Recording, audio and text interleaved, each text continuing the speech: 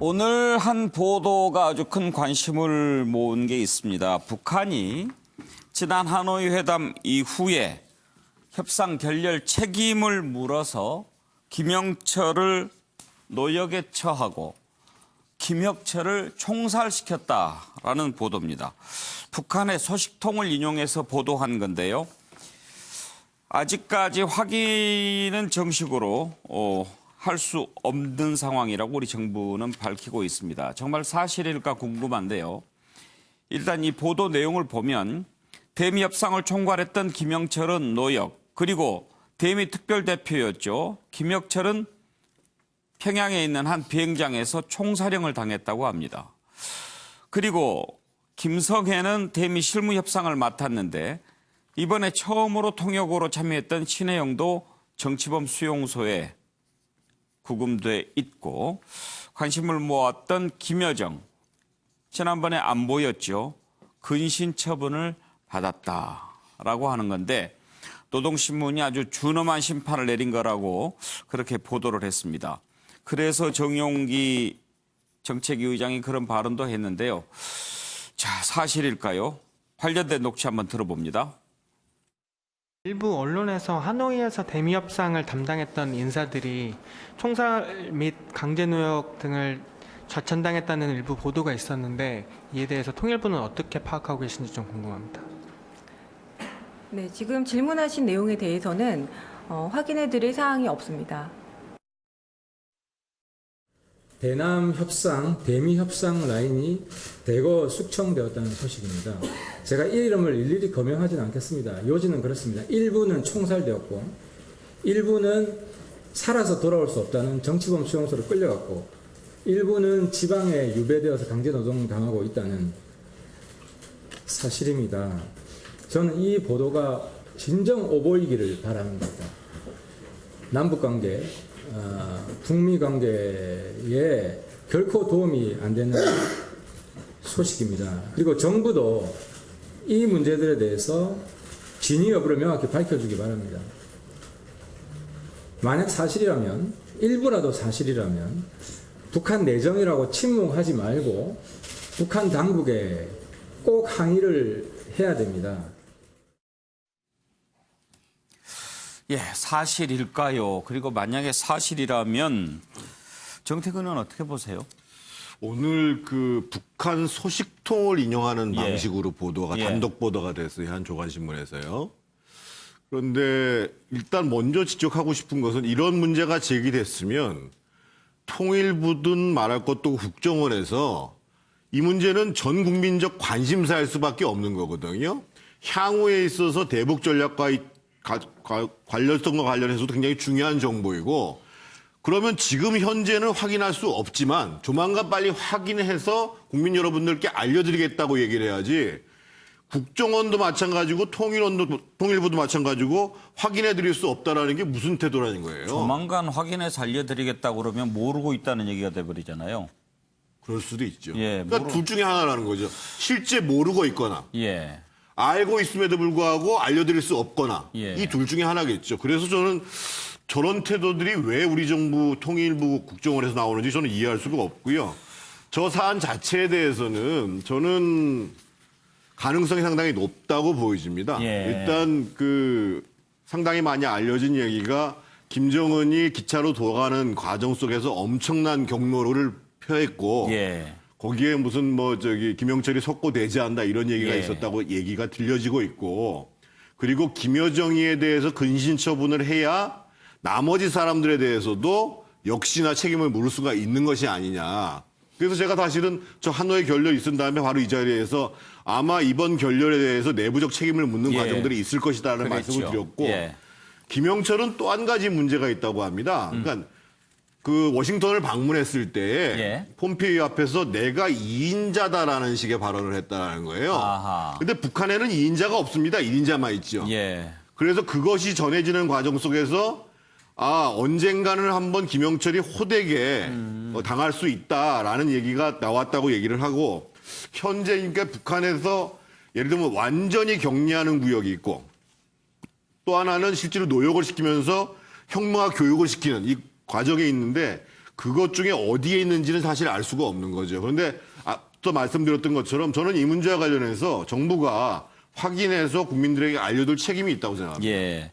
최경철 의원 보시기에 이 보도 소식통의 발언이 사실일 가능성 얼마나 높게 보십니까? 저는 한 8, 90%는 사실일 가능성이 높다. 왜냐하면 예. 이 북한이라는 이 3대 세습 체제는 수령 체제를 근간으로 하는 체제이기 때문에 수령이란 것은 실패가 없는 사람입니다. 예. 백전백승하는 그러한 지도자이기 때문에 하노이 회담에서 실패를 했다. 그것은 도저히 받아들일 수 없는 것이죠. 오류가 없는 그렇죠. 사람이죠. 무오류의 지도자이기 때문에 예. 영구 불멸의 또 지도자이기 때문에 이런 사람에게 실수가 없는데 이러한 실수를 가져다 준 것은 도저히 용납할 수 없었기 때문에 제가 볼 때는 대대적인 숙청이 있었을 것이다. 예. 결국 그 결과가 오늘 보도로 조금 새어 나온 것 같고 어쨌든 김정은은 매우 예측 불가능한 지도자다.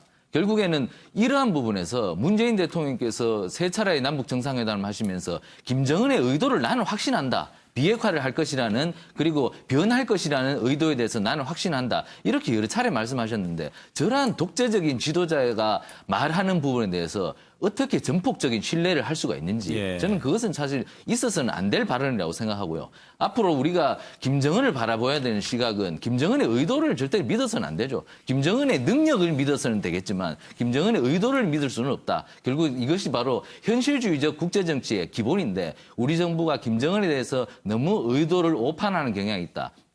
그렇기 때문에 앞으로도 김정은에 대해서 냉철한 시각을 가져야지 김정은이 언제든지 평화로운 얼굴로 다가올 것이라고 섣부른 판단은 매우 위험하다. 저는 이렇게 봅니다.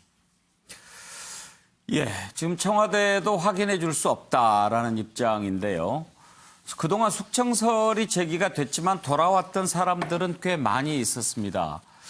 김원홍 국가보위상 같은 경우에 강등 후에 해임이 됐다라고 지난 2017년 2월에 통일부가 밝혔는데 2달이 지나서 열병식에 참석한 모습이 관측이 됐고요. 최룡해 같은 경우에도 2015년 11월에 숙청 보도가 있었는데 다음 1년이 채 못 돼서 국무위원회 부위원장으로 컴백했습니다. 그리고 현송월 같은 경우에는 2013년 12월에 공개 총살설도 나왔는데 나중에 삼지연 관현악 단장 맡아서 한국도기도 하고 그랬죠. 차지원 교수 저렇게 보면 이제 최룡해 같은 경우가 좀 대표적인데 숙청을 했다라고 하지만 실제로는 가서 좀 고생시키고 네. 정신 좀 차리게 하고 이렇게 하고 이제 불러들인 거 아니겠습니까? 그래서 사실 지금 완전히 측근 실세 역할인데. 예. 뭐 북한의 권력 내에서의 그 변전사를 보면 그러니까 이 수령의 측근들 중에서 일종의 교화형을 받아서 잠시 갔다가 돌아온 경우도 많거든요. 예. 제가 지금 현송월이냐 장승택이냐 있었는데 방금 말씀하신 대로 현송월 같은 경우는 2013년 8월 달에 보도가 될 때 이런 표현이 있었어요. 이 보도에 뭐라고 나냐 가족들이 지켜보는 가운데 총살당했다고 보도가 됐거든요. 예. 그리고 그해 8월 달 보도가 되고 12월 달에 국정원이 뭐라고 이야기를 했냐면 음란 영상 최영설 이래갖고 김정은 포르노 추문에 따라서 현송월이 기관총으로 총살당했다. 국정원이 확인했다는 보도까지 아하. 나왔었어요. 그럼에도 불구하고 이것이 아닌 걸로 밝혀졌지 않습니까? 예. 물론 이제 장승택 같은 경우는 뭐 지금 기관총으로 고사포로 처형된 것이 다 밝혀졌습니다만 그것도 그거는 최근에 밝혀지기로는 이미 또 잡혀 들어간 것을 다시 또 회의장에 온 것처럼 해서 또 왔다 끌고 뭐 나가는 그런 모습을 그런 연출했다고 얘기인데 하죠. 그렇기 때문에 북한 내에 지금 이 처형과 관련된 부분은 상당히 속단하기 힘들다는 이야기를 드리고 싶고요. 그리고 지금 근데 그럼에도 불구하고 저는 아마 이번에 그 하노이 해당 결렬과 관련해서 책임 있는 사람들에 대해서는 나름대로 상당한 징계 내지는 처벌은 있었던 것은 같습니다. 예. 같은데 지금 이와 관련해서 시사되는데 우리가 주목해 볼 대목이 어제 노동신문입니다. 예. 노동신문에 보면 이런 말이 나오거든요. 지금 수령에 대한 충실성은 의무이기 전에 양심이고 실천이다. 예. 그런 표현도 있고 또 그리고 충실성은 결코 투쟁 연한이나 경력에 기인하지 않는다. 이런 걸 본다고 한다면 아마도 지금 그 김영철에 대한 어떤 식의 그런 아마 징계를 시사하고 있는 것 같습니다. 그럼에도 불구하고 지금 이 보도에 따른 것처럼 뭐 김영철을 총살을 시켰다든지 예. 그런 식의 극단적인 것까지 했을까? 그렇다고 한다면 말 그대로 판을 깨자는 것인데 그런 부분에 대해서는 아마 우리 관계당국 입장에서도 상당히 조심스럽게 접근할 수밖에 없는 것이고 이것이 갖고 올 파장과 이런 것들이 상당히 만만찮기 때문에 우리 정부 입장에서도 신중하게 접근할 수밖에 없는 그런 상황 우리가 좀 염두에 그렇죠. 두어야 되지 않을까 생각이 듭니다. 박원석 의원, 지금 이제 김혁철을 총살했다라고 하는 것은 스파이 짓을 했다라고 하는 거죠. 미국에 대해서 정보를 잘못 알려줘가지고 오판을 하게 만들었다라고 하는 건데 만약에 그렇다고 한다면 앞으로 미국과 또 협상하는데도 상당히 좀 문제가 될 것 같은데요. 만약에 저 보도가 사실이라면 저런 식의 숙청이나 처형이 국제사회에 주는 메시지가 있습니다. 때문에 북미 관계도 남북 관계도 더 이상 진전되기 아마도 어려울 거예요. 그래서 이 사안과 관련돼서는 신중하게 사실 확인을 무엇보다 먼저 하는 게 좀 중요하다고 생각하고 사실 확인을 위해서 노력을 하더라도 사실 확인이 잘 안 될 수도 있습니다. 그건 북한 사회가 갖고 있는 여러 가지 특성으로 인해서 과거에 이제 현성월 앞서서 얘기 나왔지만은 오늘 저 보도를 단독 보도한 언론이 현성월 처형설을 처음에 얘기했고 국정원이 확인했는데 그게 이제 대형 오보이자 틀린 사실관계 확인으로 나타났음에도 불구하고 그에 대해서 사실은 뭐 별다르게 그 뒤에 언급하거나 뭐 이런 게 없었단 말이죠. 그런 면에서 저는 지금 더군다나 이 남북관계나 비핵화와 관련된 협상 전반이 살얼음판을 걷고 있는 것 같은 이 상황에 이 문제를 가지고 지나치게 확대 해석을 하거나 또 사실이 확인되지 않은 그런 내용들을 저는 뭐 과장할 필요는 없다는 생각이 들고 신중한 사실 확인이 우선이다. 정부도 사실은 그것을 위해서 최선을 다해야 된다 이렇게 생각합니다. 통역도 정치범 수용소로 보내졌다고 그러는데 참 통역 같은 경우에는 처음 데뷔한 것 아니었어요? 그때 또 관심을 좀 모으고 그랬는데 잘 되는가 했더니 오히려 날벼락을 맞은 셈이 돼버렸어요. 뭐 일부 통역 실수도 있어가지고 약간 가십도 되고 했는데 이제 북한 체제의 특성상 앞서도 말씀들을 하셨지만 이제 수령은 무오류의 존재고 뭔가 이게 회담에 성과가 안 나고 빈손으로 돌아왔다면 누군가 책임져야 되는 건 맞습니다. 그러나 책임지는 방식이 과연 이렇게 극단적인 뭐 처형 내지는 숙청 이런 거였을까에 대해서는 사실이 확인된 이후에 우리가 평가하고 얘기해도 늦지 않다 이렇게 생각합니다. 통역 문제는 다시 뭐 이렇게 처벌하는 건 말이 안 되지만 상당히 중대한 실수가 있었던 건 맞습니다. 마지막에 김정은이 이제 추가로 얘기를 하겠다라고 하는 부분들이 전달이 안 됐다는 급하게 한 가지 제안할 게 있다라고 했는데 그것을 상당히 못했다는 거죠. 중대한 실수를 한 거는 맞죠. 너무 충격적인 보도라서요. 사실 확인이 좀 필요할 것 같습니다.